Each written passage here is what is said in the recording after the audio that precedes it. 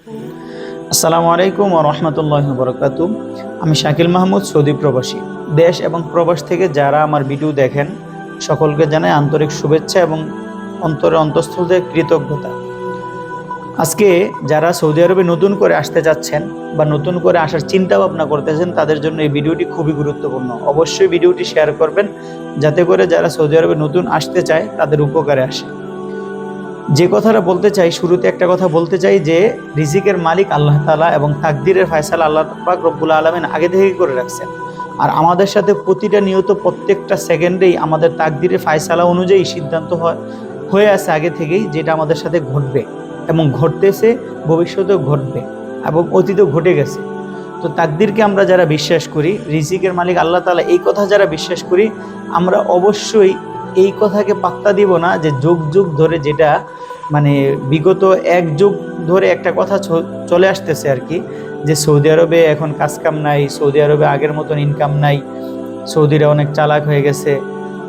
তা আসলে এই কথা যারা বলে এবং বর্তমান সময়ে এসেও এই কথাগুলো এখনও প্রচলিত যে সৌদি আরবে কাজকাম নাই, এটার দুইটা দিক হইতে পারে। যে যারা এই কথাগুলো রটাইতেছে তারা চাইতেছে যে সৌদি আরবে নতুন করে কোনো লোক না আসুক, অথবা তাদের এরকম চিন্তা হইতে পারে যে তাদের হয়তো রিজিকের মধ্যে আঘাত আসবে বা হিংসা অহংকার এই ধরনের কোনো কথা থেকে তারা বলতে পারে।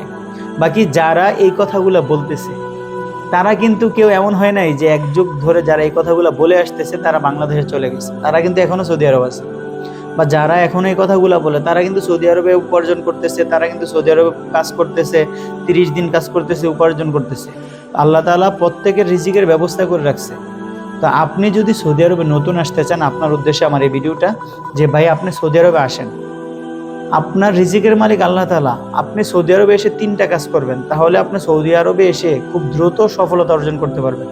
যেটা আমি সৌদি আরবে থেকে বুঝলাম সেটা হইলো যে, প্রথম কথা হইলো সৌদি আরবে এসে আপনাকে যে কাজটা প্রথম করতে হবে সেটা আপনার ভাষার খুব ভাষাটা ভালো করে জানতে হবে। যদি আপনি ভাষা ভালো করে জানেন সেক্ষেত্রে আপনার সৌদিদের সাথে আপনি কন্ট্যাক্টটা করতে পারবেন, ঠিক মতন যোগাযোগটা করতে পারবেন, তাদের থেকে কাজ নিতে পারবেন।